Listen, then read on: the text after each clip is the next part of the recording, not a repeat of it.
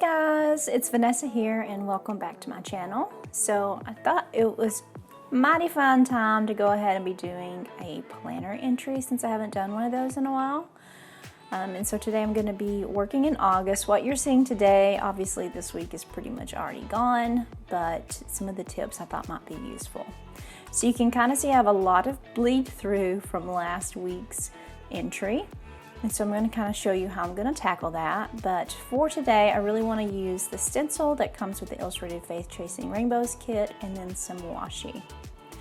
So what I've done is just traced out the size of the page onto some copy paper, and I've just taped that down, and that's going to get rid of a lot of that bleed through.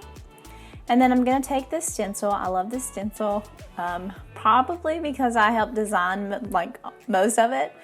But I really love this stencil, and I really had in mind of using this in my Bible and in my planner and just building on top of each other. A lot of these elements will build on top of each other, and I'll kind of show you that a little later in the video. So first I'm just going to start with some background pieces. And once I have my background, I'm going to reach for the remaining of that copy paper and just trace out lots of these hexy shapes, and that's going to be my holder for the numbers for this week. I also thought it might be fun to use some washi with the stencil, so I'm just going to put some of my favorite washi down here on the page, throw that stencil on top, and just trace over that.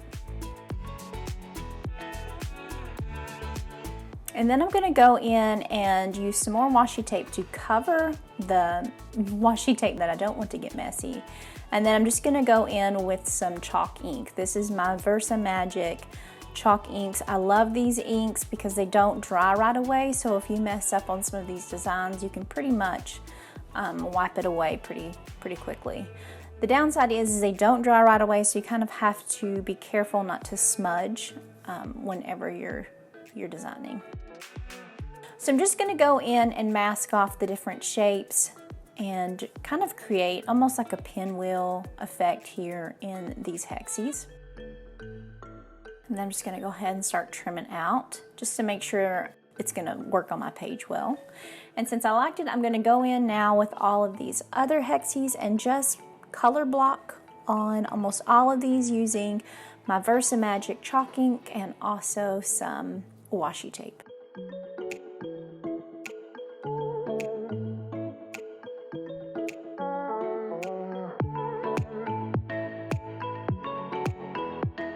It's pretty much the same process, but I wanted to leave this in here just to kind of really give you an idea of the color blocking. It's so much fun to be able to go in, use a stencil, and create your own pattern within that stencil. You know, the possibilities are pretty limitless.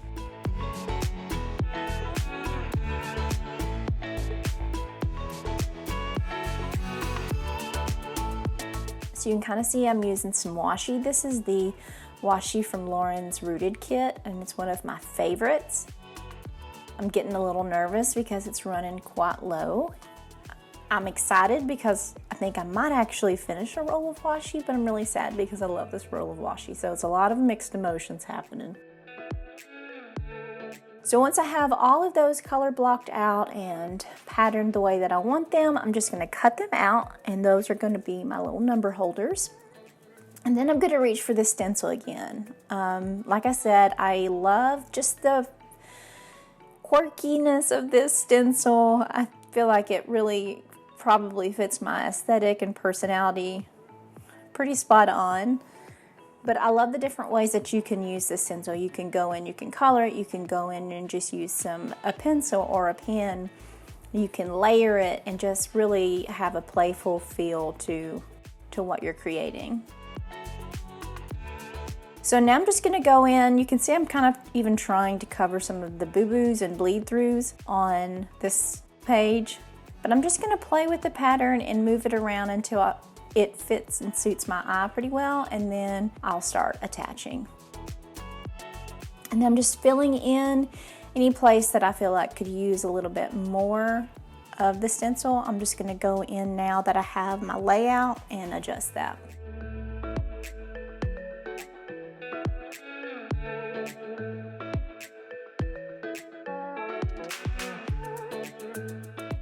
I love these little stems by themselves, but I also love them layered up with some of the other elements in the stencil, and I'll show you that towards the end of the video.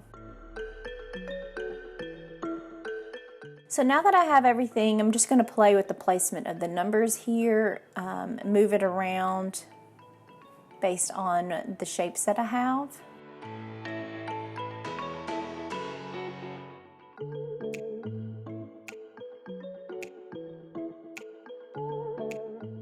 And then I'm just going to go in and attach that now that I pretty much know where I want it to go.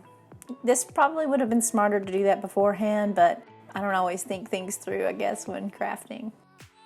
And so now I'm going to go in with the rainbow on the stencil. I love just layering rainbow scallop here. I love layering it on top of each other. If you have the Chasing Rainbows kit from Illustrated Faith, you'll notice I did that a lot in the devotional as well. I love to put them upside down. I love to put them right side up. A lot of times if I have a rainbow upside down, it is my way of saying that maybe God didn't answer a prayer the way that I thought he would, but it was still a prayer answered nonetheless. But I also just love the look of upside down rainbows, just the quirky little, maybe things don't exactly have to go right side up for them to be beautiful.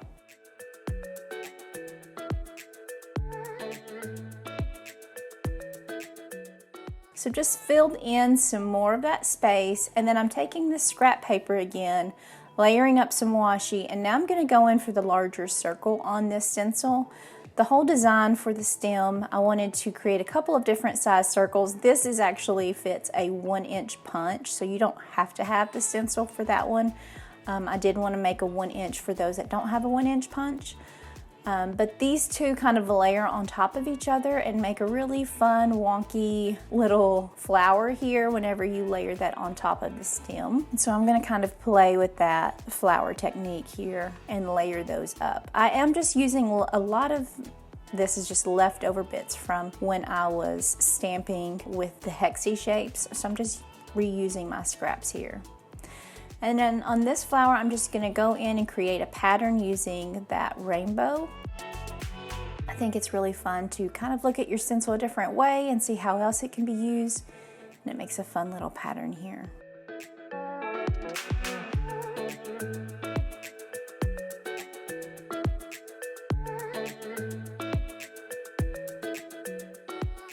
All right, here is a final look at this week's planner. I'm sorry it didn't get to you sooner, but you have those techniques and tools for moving forward.